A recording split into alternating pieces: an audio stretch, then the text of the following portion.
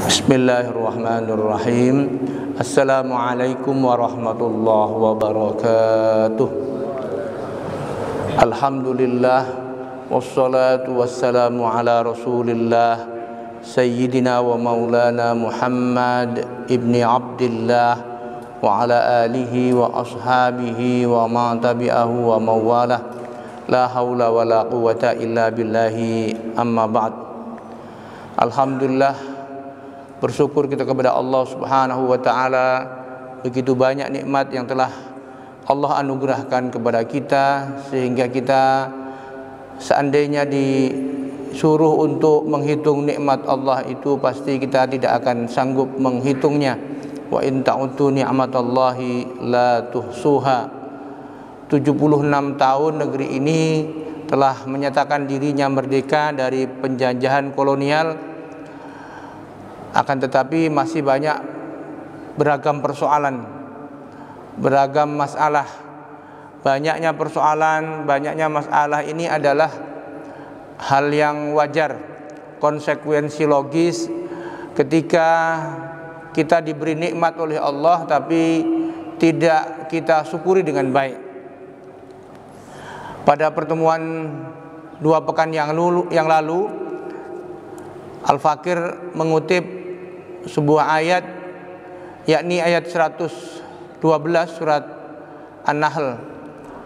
Wa daraballahu mathalan qaryatan kanat aminatan mutma'innatan ya'tiha rizquha ragadan min kulli makanin fakafarat bi an'amillah fa'adzaqaha Allahu libasal ju' wal khauf bima kanu yasnaun. Allah Subhanahu wa ta'ala memberikan perumpamaan suatu negeri, Qaryah, yang Allah memberikan nikmat yang melimpah ruah. Kanat aminatan mutmainnatan, aman, tentram. Ya'tiha rizquha ragadan, Allah mendatangkan, memberi kepada penduduk negeri itu ragadan, nikmat yang melimpah ruah, min kulli makanin, di setiap tempat.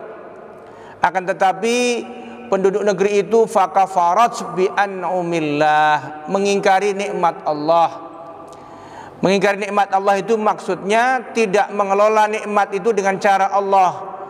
Karena mensyukuri nikmat maknanya adalah muhafadzah alal hasanah, mengelola nikmat dengan yang baik, dengan cara yang baik. Badlut ta'ah, dengan bersungguh-sungguh, bertungkus lumus dalam ketaatan kepada Allah, termasuk ketika mengelola nikmat. Punya anak, nikmat, dikelola dengan baik, dididik, membaca Al-Quran, ditarbiyah sesuai dengan sunnah Nabi SAW, jadi anak soleh, nikmat, tentram, qurrata ayun, ya.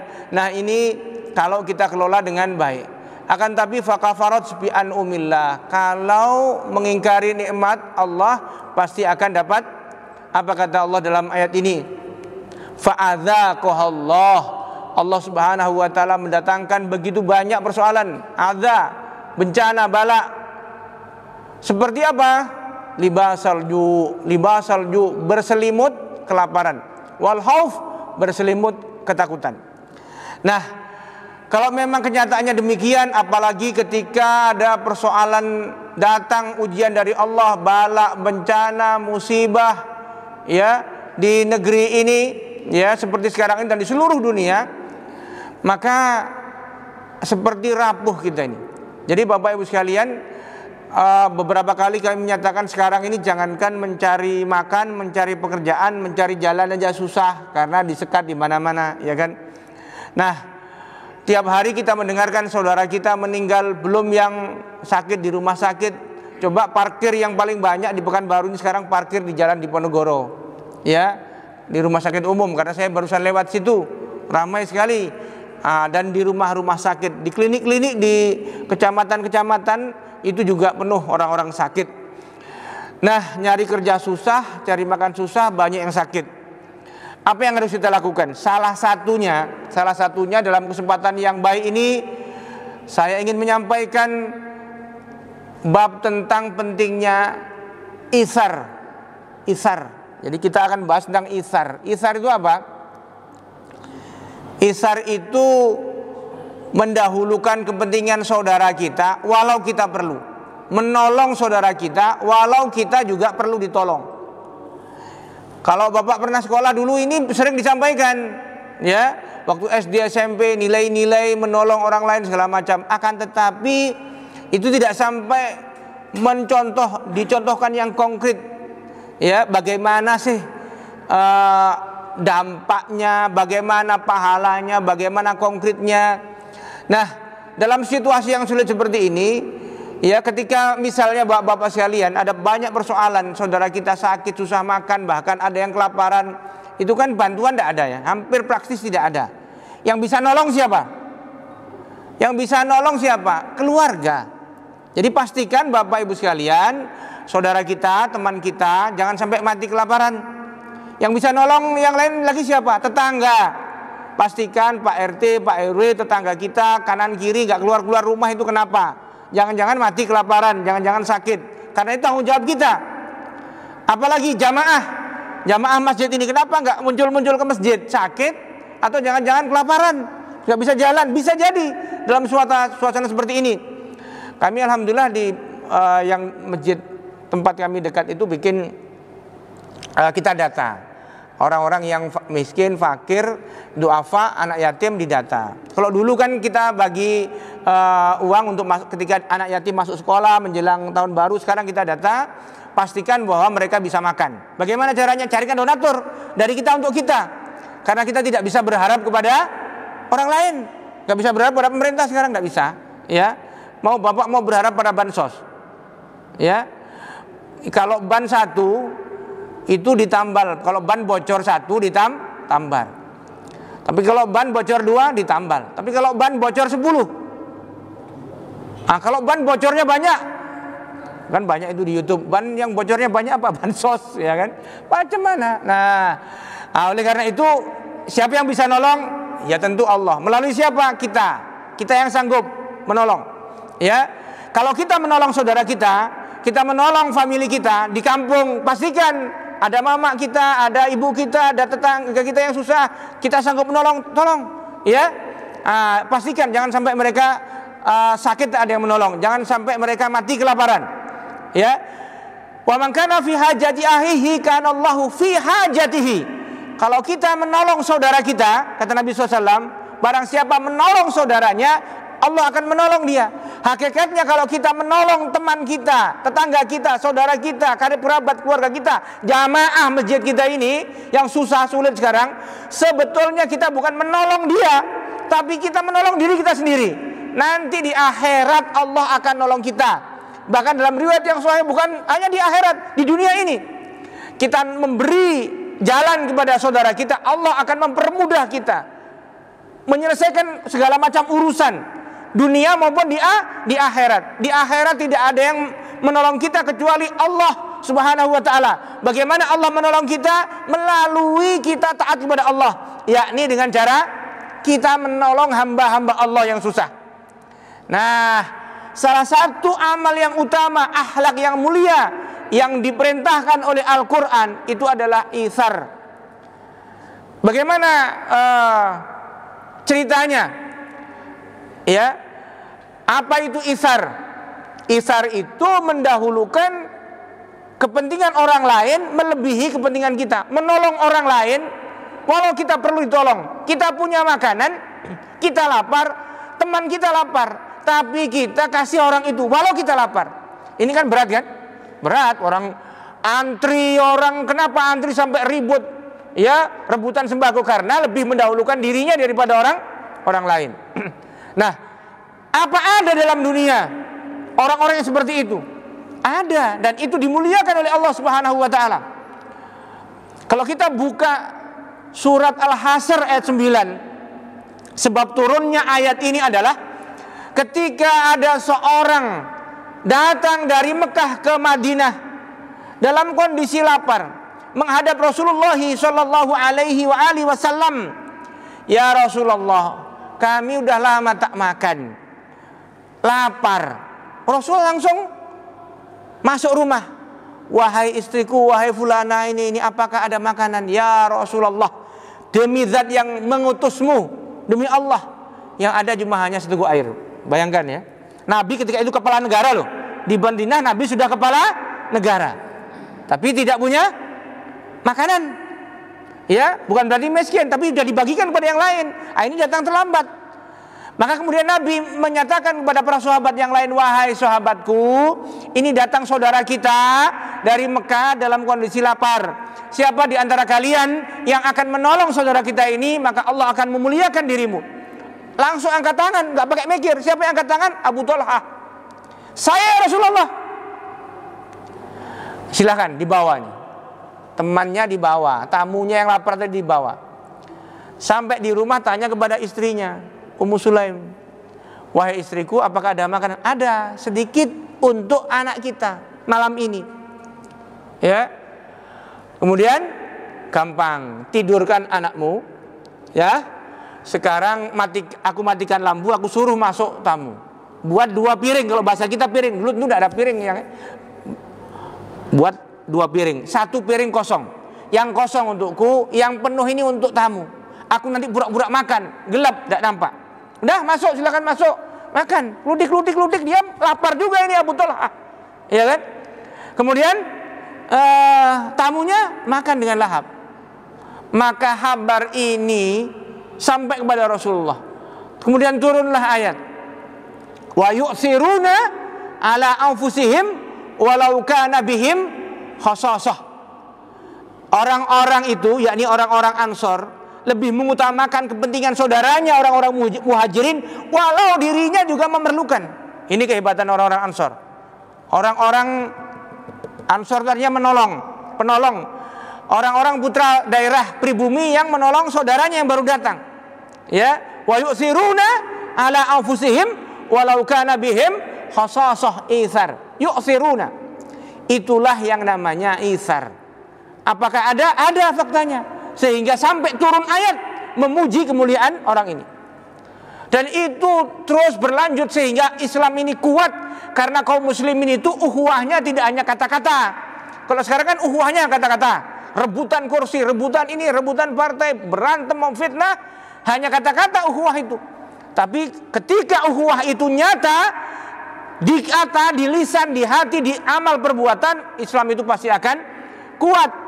Ketika ukhuwahnya itu nyata, apalagi dalam sebuah kepemimpinan, dalam satu komando tentu akan lebih kuat, punya izzah, punya harga diri, punya dignity, punya kehormatan. Nah, Bapak Ibu sekalian yang dimuliakan Allah Subhanahu wa taala. Pada masa perang Yarmuk 34.000 kira-kira kaum muslimin ini pada masa Abu Bakar As-Siddiq menghadapi 280.000 tentara Romawi. Singkat cerita kaum muslimin menang. Untuk mencapai menang itu bukan tanpa pengorbanan.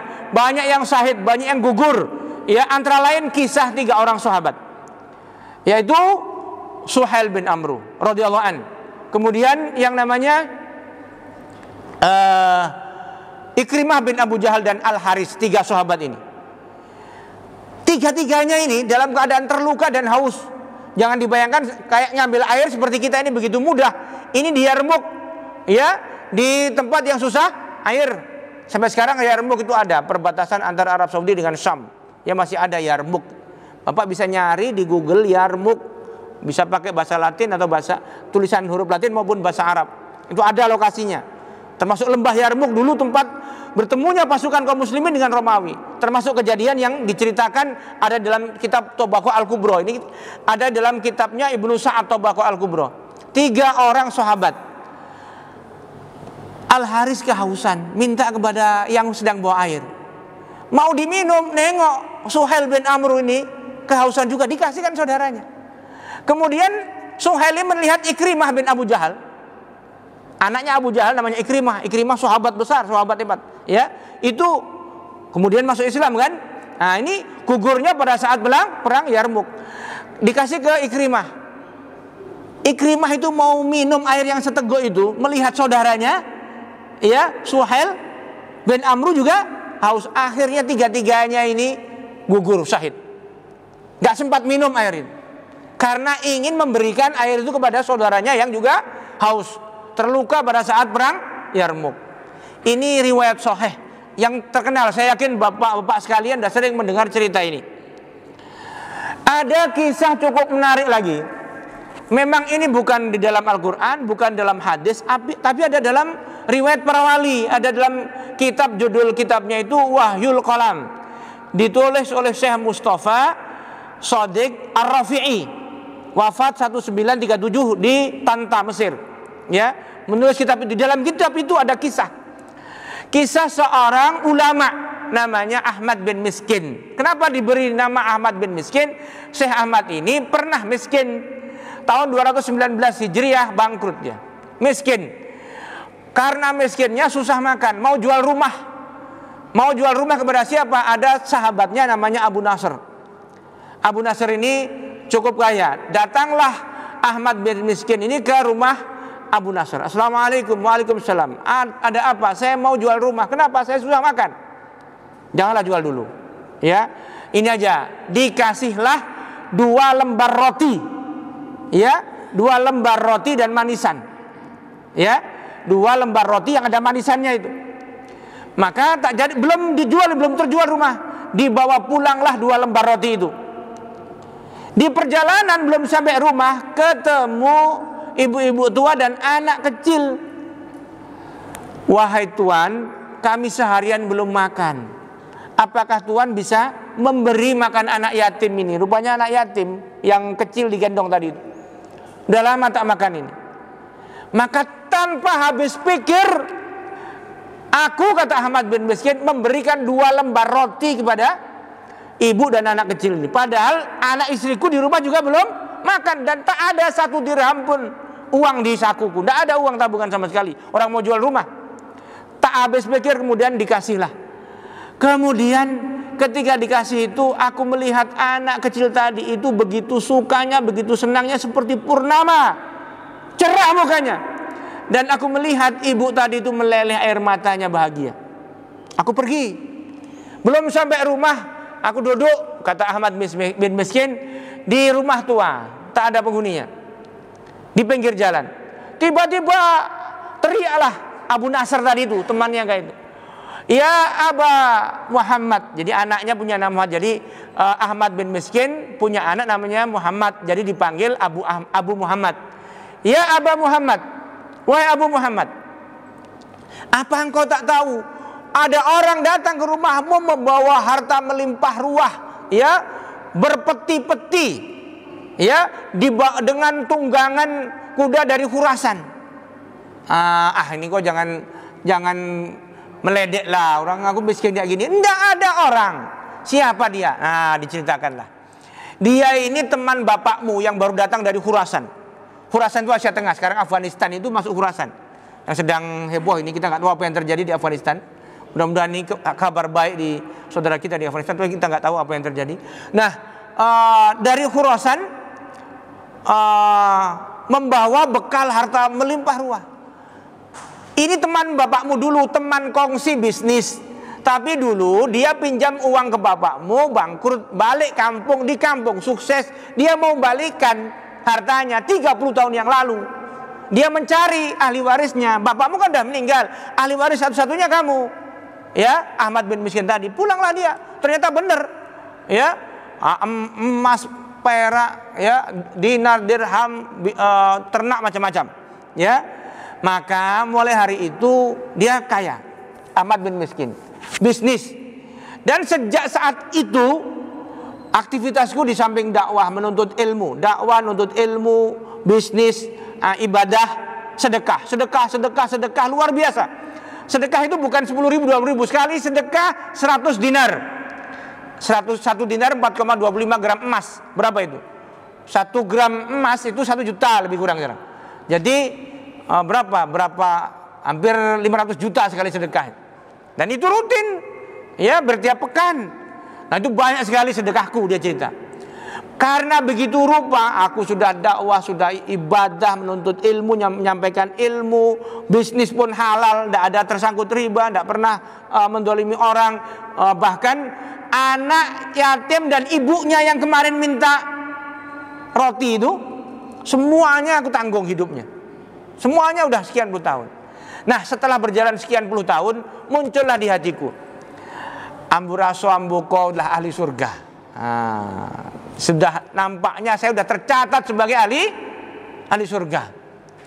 Maka kemudian jamaah sekalian dimuliakan Allah SWT, setelah ada terdetik di hatinya seperti itu, GR, karena merasa sudah banyak amalnya, maka suatu malam aku bermimpi. Nah, ini mimpi para wali, mudah-mudahan ini bisa jadi hikmah bagi kita. Ya, bukan dalil. Ya, Bapak percaya boleh, tak percaya boleh. Ambil kisahnya bagi kita, ambil hikmahnya. Apa mimpinya?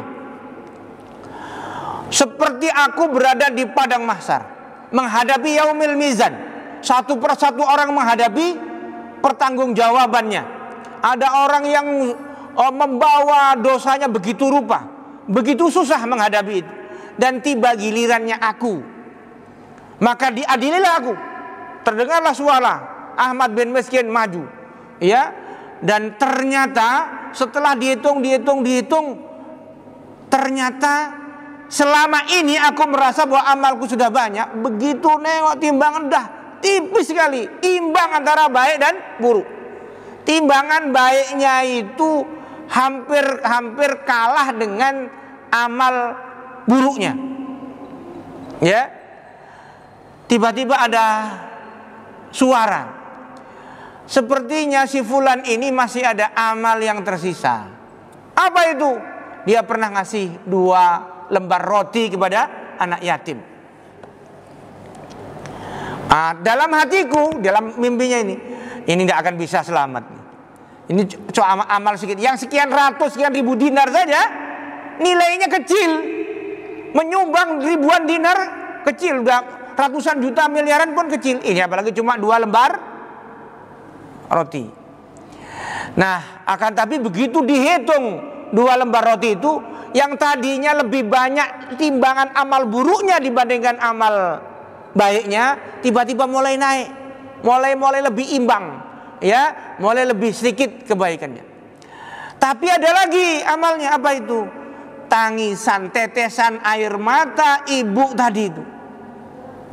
Tetesan air mata tadi itu, ibu yang bahagia karena anaknya bisa makan dan dikasih makan oleh orang yang sebetulnya butuh makan juga.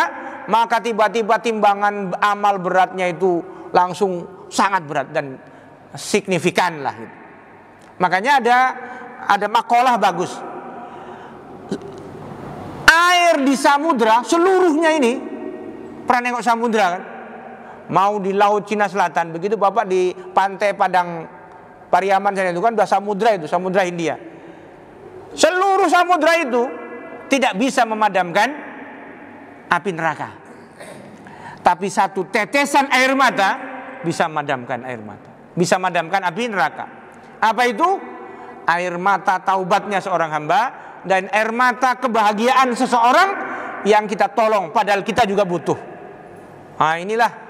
Maka kemudian terbangunlah itu. Ini kisahnya ada di dalam kitab Wahyu Al-Kalam karangan Syekh Mustafa Shadiq Ar-Rafi'i. Masalah muslimin rahimakumullah.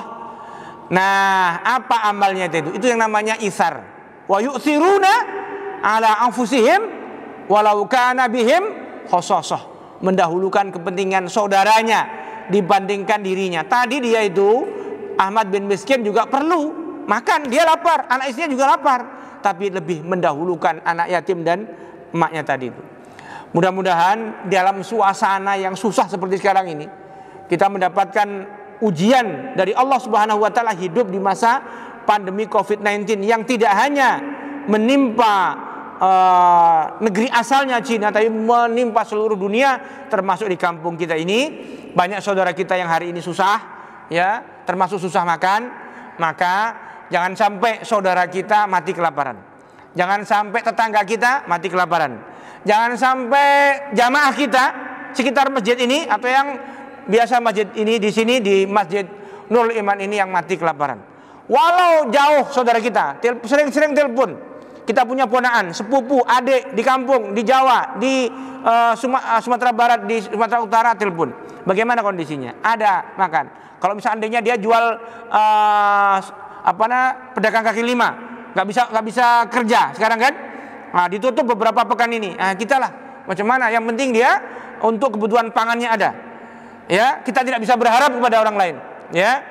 Ya, kita berharap kepada Allah, dan dengan cara apa? Kita membantu saudara kita sebatas yang kita mampu. Mudah-mudahan kita termasuk orang-orang yang ditolong oleh Allah Subhanahu wa taala kelak di yaumil hisab, di padang mahsyar, ya. Dengan cara antara lain karena kita selama di dunia tidak berat hati menolong saudara kita. Subhanakallahumma wa bihamdika asyhadu an la ilaha illa anta astaghfiruka wa atubu ilaik. Assalamualaikum warahmatullahi wabarakatuh.